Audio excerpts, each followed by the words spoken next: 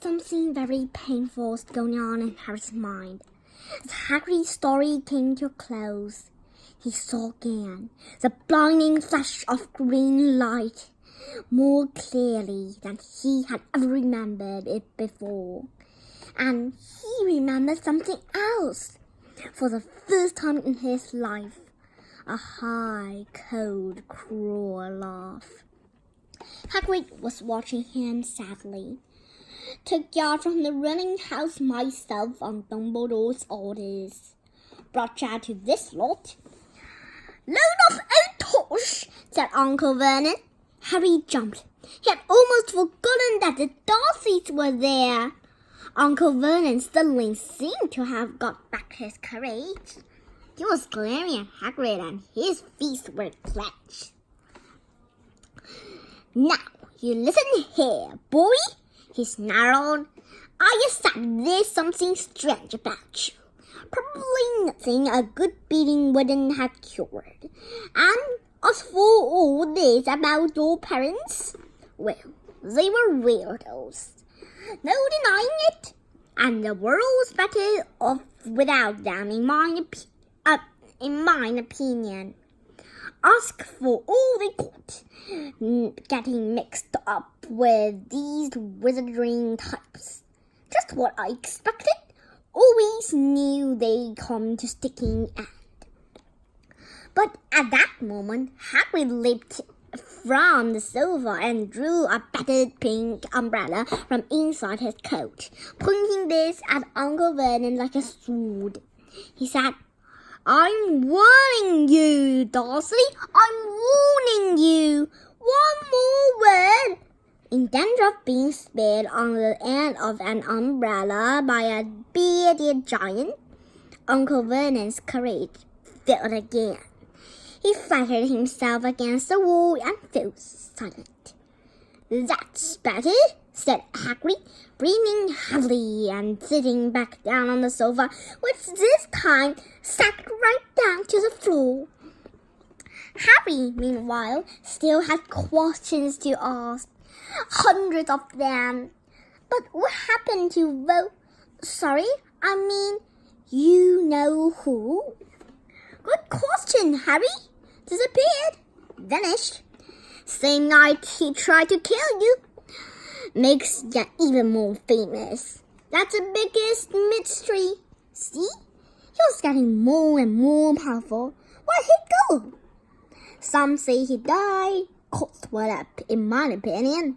Don't know if he had even enough human left in him to die. Some say he's still out there, biding his time. But I don't believe it. People who was on his side came back to ours. Some of them came out of kind of trances. Don't reckon they could have done if he was coming back. Most of us reckon he's still out there, somewhere, but lost his powers. Too weak to carry on? 'Cause something about you finished him, Harry. There was something going on that night he hadn't caught it on. I don't know what it was. No, it does. But something about you stumped him. All right. Hagrid looked at Harry with warmth and respect bleeding in his eyes. But Harry, instead of feeling pleased and proud, felt quite sure they had been a horrible mistake. A wizard? Him? How could he possibly be? He spent his life being clouded by Dudley and bullied by Aunt Petunia and Uncle Vernon. If he was really a wizard, why hadn't they been turned into warty toads every time they tried to lock him in his cupboard? If he was the greatest sorcerer in the world, how come Dudley had always been able to kick him around like a football? Hagrid, he said quietly, I think you must have made a mistake. I don't think I can be a wizard. To his surprise, Hagrid chuckled. Not a wizard? Never make things happen when you were scared? or angry? Harry looked into the fire. Now he came to think about it. Every old thing that had ever made his aunt and uncle furious with him had happened when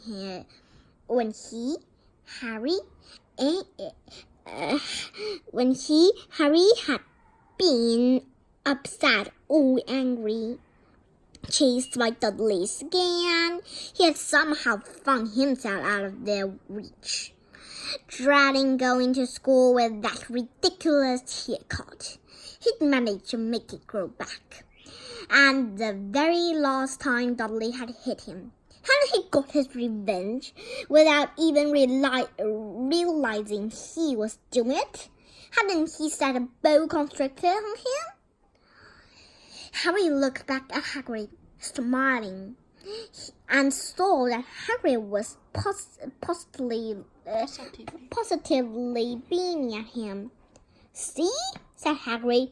"Harry Potter, not a winner. You wait. You'll be right famous at Hogwarts." But Uncle Vernon wasn't going to give in without a fight. "Haven't I told you he's not going?" he hissed.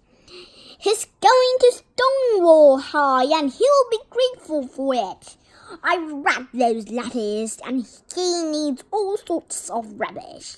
Spell books and wands, and if he wants to go, a great muggle like you won't stop him," growled Hagrid. "Stop Lily and James Potter's son going to Hogwarts? You're mad. His name's been down ever since he was born. He's off to the finest school of witchcraft and wizardry in the world. 7 years there, and he won't know himself. He'll be with youngsters of his own sort for chance, and he'll be under the greatest headmaster Hogwarts ever had, Albus Dumbledore. I'm not paying for some crackpot old fool to teach him magic tricks," yelled Uncle Vernon. But he had finally gone too far. Hagrid seized his umbrella and whirled it over his head. "Never," he thundered. "Insult Albus Dumbledore in front of me." He brought the umbrella swishing down through the air to point at Dudley. There was a flash of violet light, a sound like a firecracker, a sharp squeal, and next second, Dudley was dancing on the spot with his hands clasped in over his fat bottom, howling pain. When he turned his back on them, Harry saw a curly pig's tail poking through a hole in his trousers. Uncle Vernon roared, pulling Aunt Petunia and Dudley into the other room. He cast one last terrified look at Hagrid and slammed the door behind them. Hagrid looked down at his umbrella and stroked his beard. "Shouldn't lost me temper," he said ruefully. "But it didn't work anyway. Meant to turn him into a pig. But I suppose he was so much like a pig anyway, there wasn't much left to do." He cast a sideways look at Harry under his bushy eyebrows. "Be grateful if you didn't mention that to anyone at Hogwarts," he said. "I'm not supposed to do magic. Strictly speaking, I was allowed to do a bit to follow you and get your letters to you and stuff.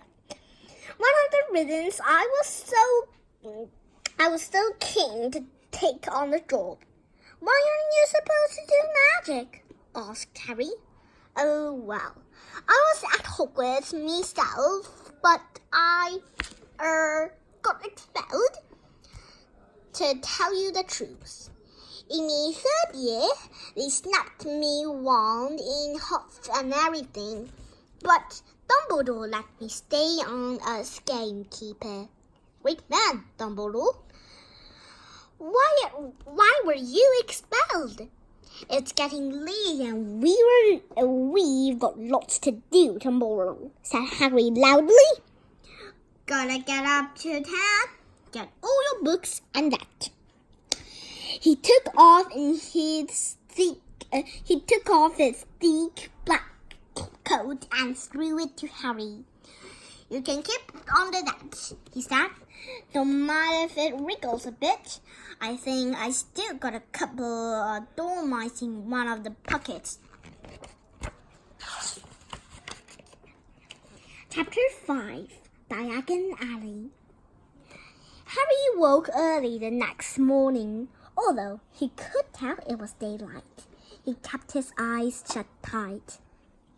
It was a dream, he told himself firmly. I dreamed a giant called Hagrid came to tell me I was going to school for wizards. When I open my eyes, I'll be at home in my cupboard. There was suddenly a loud tapping noise, and there's Aunt Petunia knocking on the door. Harry thought, his heart sinking. But he still didn't open his eyes. It had been such a good dream. Tap, tap, tap. All right, Harry mumbled. I'm getting up. He sat up and Hagrid's heavy coat fell off him. The hut was full of sunlight. The storm was over. Hagrid himself was asleep on the collapsed sofa, and there was an owl rapping its claw on the window.